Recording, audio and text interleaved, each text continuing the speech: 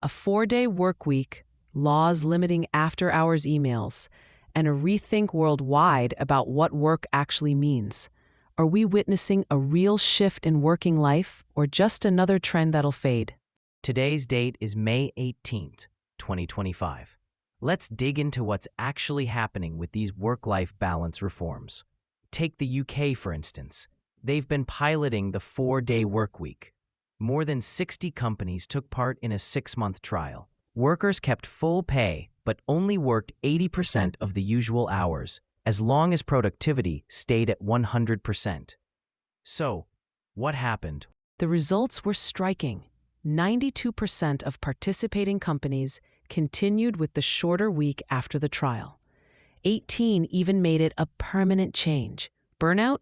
71% of employees reported feeling less burnt out. Sick days dropped by 65%, and staff turnover was cut by more than half. And for people concerned about the bottom line, among 23 companies that shared financial data, revenue actually nudged up by 1.4%. That's quite a shift. But it's not just traditional industries making changes. The tech sector's getting involved too. Starting in June, the UK's running a specific 4-day week pilot for tech firms. There are already workshops underway. The 4-day week Foundation is leading it, with researchers from Sussex and Newcastle set to analyze what happens. Meanwhile, Australia's taken another approach. In August last year, they introduced the right to disconnect. That means employees can legally refuse work calls and emails outside of normal hours and can't be penalized for it. So employers can still send messages, but workers have the power to ignore them after hours. That's a real change in workplace boundaries. Right now, the law applies to large businesses, but by August this year, it'll extend to small businesses too. It's a legislative way to protect time outside work. But are these reforms just wishful thinking? Actually, the science tells a different story. The UK's trial, researched by Cambridge and Boston College, showed clear improvements in employee health and well-being. Public sector organizations saw benefits too. For example, South Cambridgeshire District Council hit more of their performance targets and saved money by hiring fewer agency staff. This isn't isolated. Microsoft Japan's 4-day week saw productivity jump by 40%, electricity use drop by nearly a quarter, and 92% of staff reported higher job satisfaction.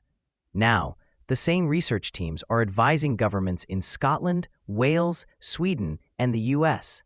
So, are we looking at the start of a global change in workplace expectations? It's certainly pointing that way. And one key issue is talent. In fields with labor shortages, work-life balance has become a major factor. 83% of workers now rank it above salary. Plus, 81% say they want options for remote or hybrid work.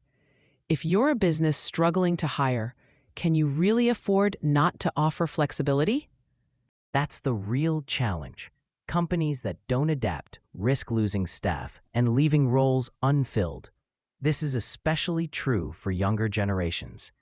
85% of millennials and 81% of Gen X say work-life balance is their number one priority. It's not just a perk anymore. It's the baseline. But there's still pushback. Some managers are anxious that less time at work could mean lower productivity, or that flexible schedules might complicate teamwork. There are real challenges: coordinating teams, investing in digital infrastructure, making sure workloads are fair. So, how have companies that succeed navigated these issues? They get specific.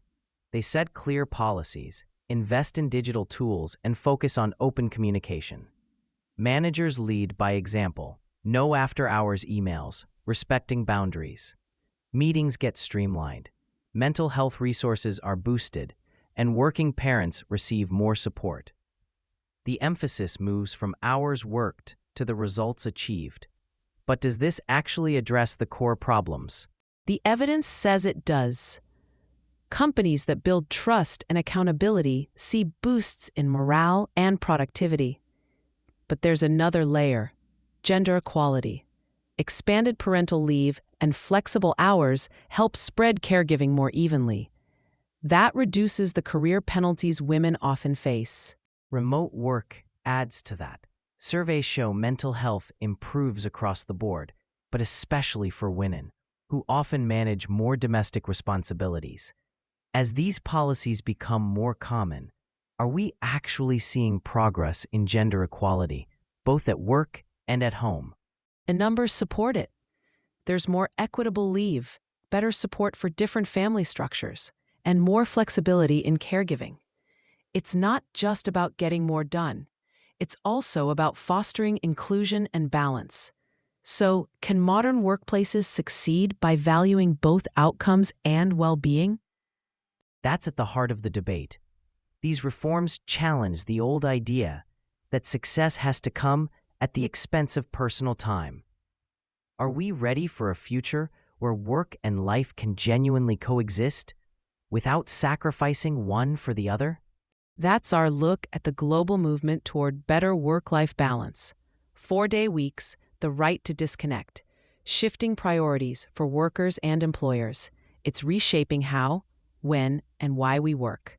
Thank you for joining us. We explored the UK's 4-day week, Australia's new disconnect law, the research behind these changes, and how they affect talent and equality worldwide.